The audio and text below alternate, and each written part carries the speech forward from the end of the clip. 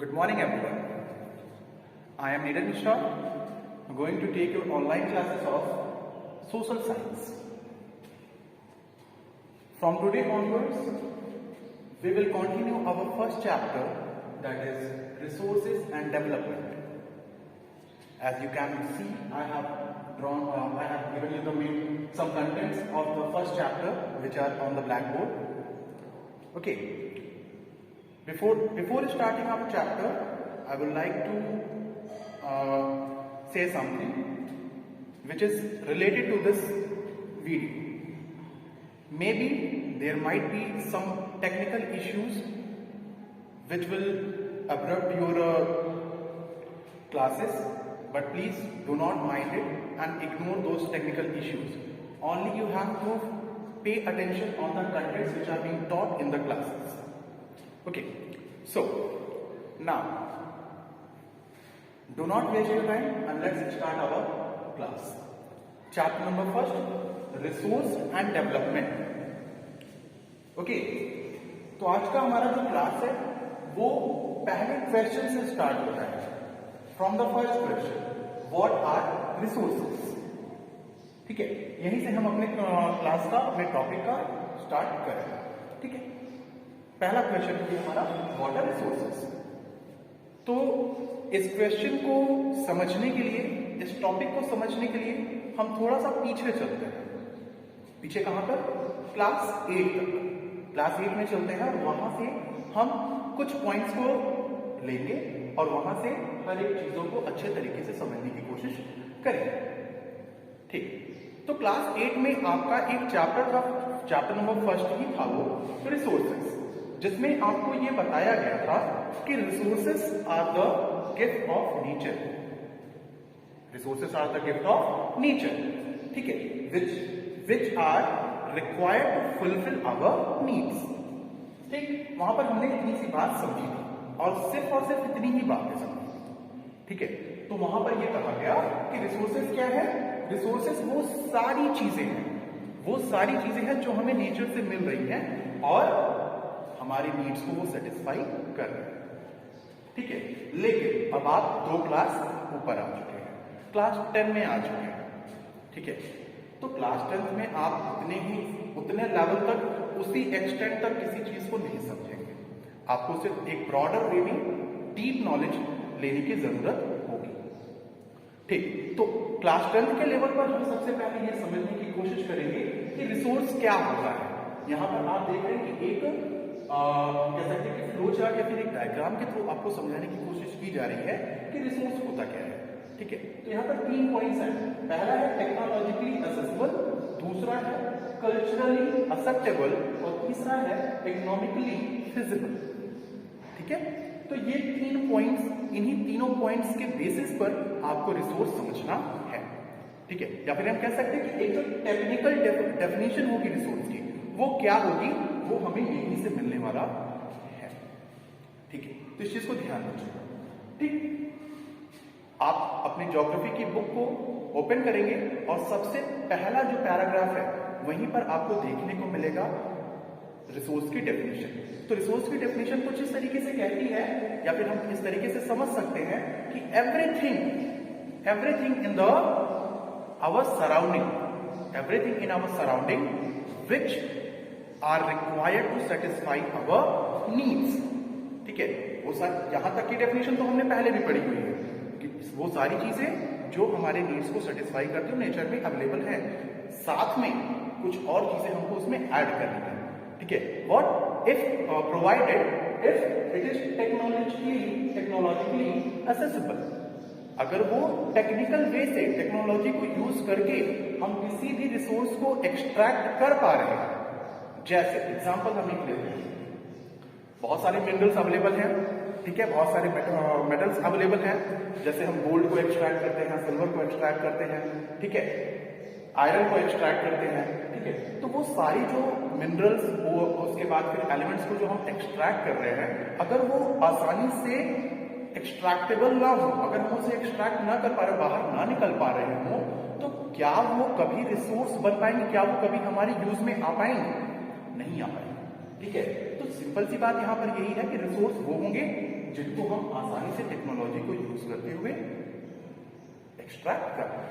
ठीक है, दूसरा, चलिए मान लीजिए कि किसी भी एक पर्टिकुलर एलिमेंट को हमने एक्सट्रैक्ट तो कर लिया, ठीक है, एक्सट्रैक्ट करने के बाद लेकिन वो जो हमारी सोसाइटी है या फिर हमारा जो नेचर है वहां पर उसे एक्सेप्ट नहीं किया जा रहा है। एक्सेप्ट करने का मतलब यहाँ पर उसका नकारना नहीं है, मतलब यह है कि वहां पर उसका कोई एक स्पेसिफिक यूज हमें समझ में नहीं आता, हमने निकाल तो लिया।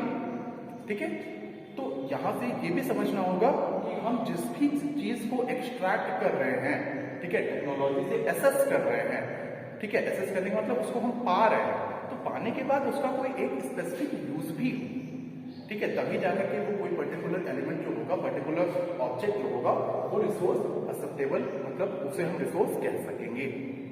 ठीक है, और तीसरा जो पॉइंट होगा इकोनॉमिकली फिजिबल।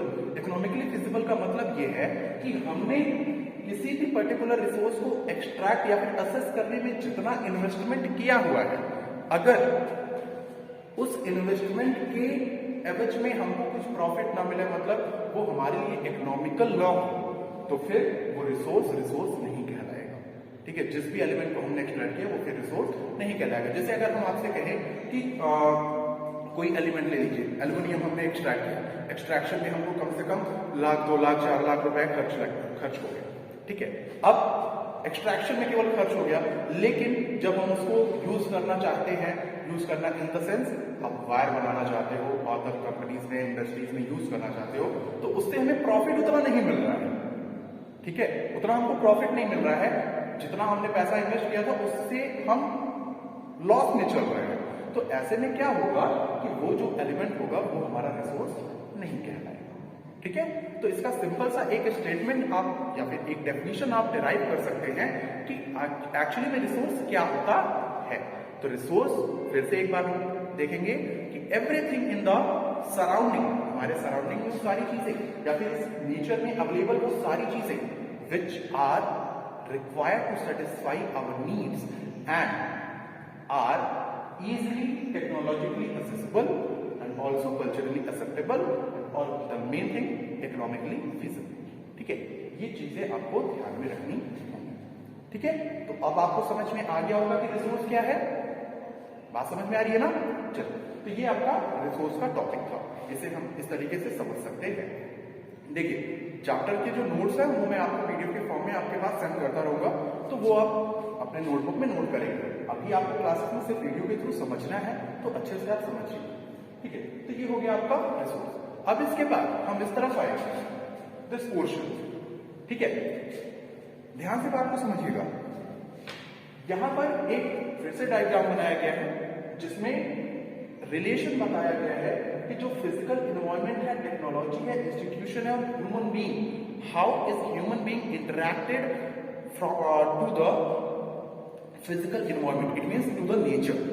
ठीक है, जो नेचर है जहां से हमको सारे रिसोर्सेस मिल रहे हैं, उस रिसोर्स से ह्यूमन बीइंग किस तरीके से इंटरैक्ट होता है।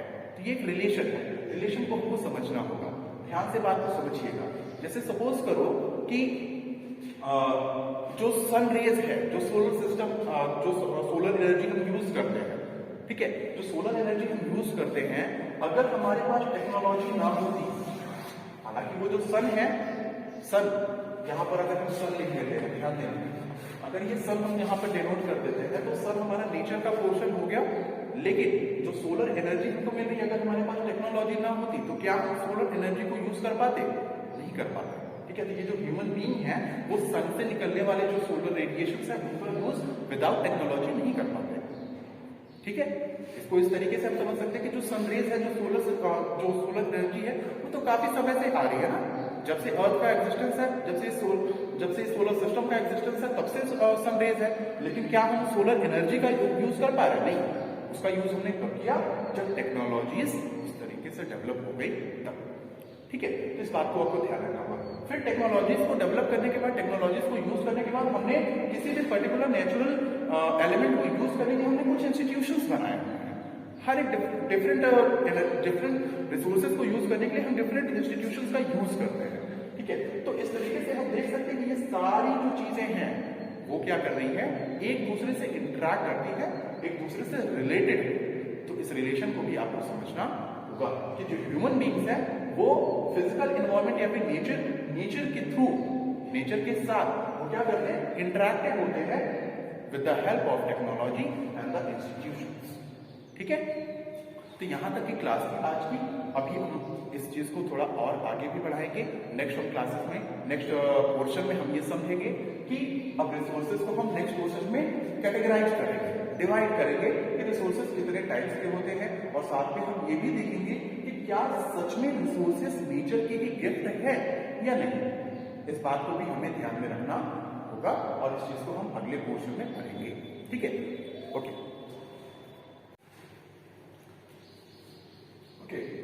So listen here. अब अगला जो हमारा क्वेश्चन है वो ये है कि रिसोर्सेज अ नेचुरल गिफ्ट और नॉट। जैसा कि अभी हमने पिछले वीडियो में ये देखा, ये समझा कि पहली जो लाइन स्टार्ट होती है वो यही कहती है कि रिसोर्सेज आर नेचुरल गिफ्ट या फिर नेचर्स गिफ्ट। तो क्या एग्जैक्टली ये स्टेटमेंट सही होगा या नहीं होगा?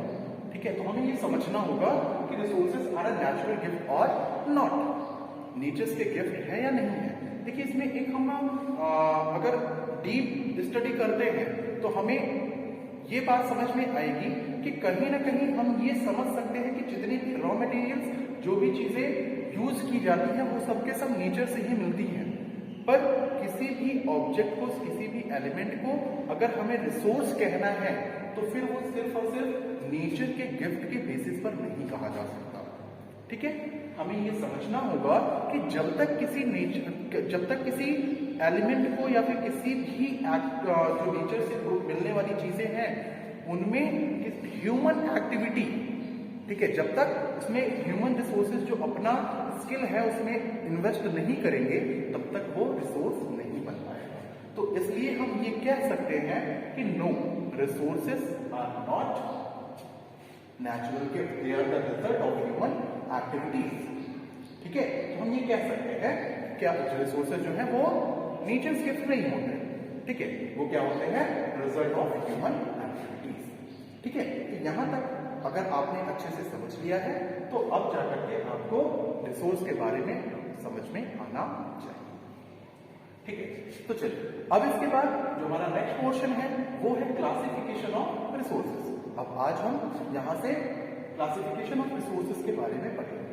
ठीक है, देखो जब रिसोर्सेज की बात आती है, यहां पर ये जो चीज दी गई है, ओरिजिन, एग्जॉस्टिबिलिटी, ओनरशिप और स्टेज ऑफ डेवलपमेंट, ये तो नेचुरल रिसोर्सेज के लिए हो गया, जो प्राकृतिक तौर से हमको मिलते हैं, जो नेचर में ऑलरेडी अवेलेबल हैं, उनकी बात हम कर रहे हैं कि जो नेचुरल रिसोर्सेज होते हैं उनको हम ओरिजिन के बेसिस पर, एग्जॉस्टिबिलिटी के बेसिस पर, ओनरशिप के बेसिस पर और स्टेज ऑफ डेवलपमेंट के बेसिस पर डिवाइड करते हैं। पर एक्चुअली में अगर हम रिसोर्सेज की बात करें तो there are 3 main types of resources. First one is natural resource. आप ध्यान देंगे यहां पर मैं लिख रहा हूं, पहला होता है नेचुरल रिसोर्स,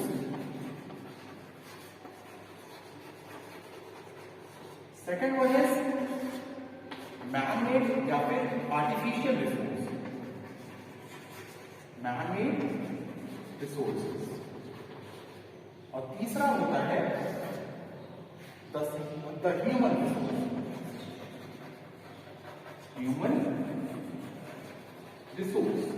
ठीक है, तो ये 3 मेन हमारे रिसोर्सेज होते हैं। ठीक, तो ये 3 हमारे जो मेन रिसोर्सेज है उसमें से नेचुरल रिसोर्स को हमने क्या किया है, डिवाइड किया है on the basis of different criteria, on the basis of origin, exhaustibility, ownership, stage of development, इनके बेसिस पर डिवाइड किया है और इन्हीं को हम लोग क्या करेंगे आगे के पोर्शन में समझने की कोशिश करेंगे।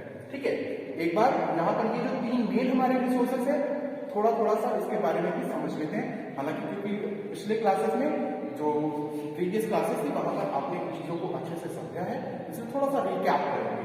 नेचुरल रिसोर्सेज क्या होते हैं, वो ऐसे रिसोर्सेज या फिर ऐसे एलिमेंट्स, ऐसे ऑब्जेक्ट्स या फिर वो सारी चीजें जो हमें नेचर में अवेलेबल है और वो हमारे नीड्स को सेटिस्फाई करते हैं। ठीक, दूसरा मैन-मेड रिसोर्स है। मैन-मेड रिसोर्सेज क्या होते हैं, नाम से समझ में आ रहा है, तो man-made resources means all the resources which are available, which are made by human beings. ठीक है, all the resources which are made by human being. इसके एग्जांपल्स आप समझते हैं। नेचुरल रिसोर्सेज की अगर हम बात करेंगे तो लैंड, एयर, वाटर, ठीक है। इसके बाद मैन मेड रिसोर्सेज की बात करेंगे तो हाउस, बिल्डिंग्स, कार, बाइक, ये सारी चीजें मैन मेड रिसोर्सेज में। फिर ह्यूमन रिसोर्स, ह्यूमन रिसोर्स का मतलब क्या होता है? ह्यूमन रिसोर्स पिछली क्लास में, क्लास 9 में आपने people as a resource chapter पढ़ा होगा, वहां पर ह्यूमन रिसोर्स एक टॉपिक आया था, तो वहां पर समझाया गया था कि ह्यूमन रिसोर्स क्या होता है। ह्यूमन रिसोर्स का मतलब है all the population, the individual if provided the basic skills. अगर उसके पास स्किल्स है, एजुकेशन है, हेल्थ केयर है, then that particular individual is called human resource, ठीक है। तो उस ह्यूमन रिसोर्स, ये जो ह्यूमन रिसोर्स है ये भी हमारे रिसोर्स के कैटेगराइजेशन में ही आता है, ठीक है। ये आपका बेसिक सा नॉलेज था जिसको आज यहाँ पर फिनिश किया गया। अब इसके बाद नेक्स्ट पोर्शन में हम लोग ओरिजिन के बेसिस पर, एक्सहॉस्टिबिलिटी के बेसिस पर, ओनरशिप के बेसिस पर और स्टेज ऑफ डेवलपमेंट के बेसिस पर सारी चीजों को क्लियर करेंगे, ठीक। Okay, so wait for the next portion.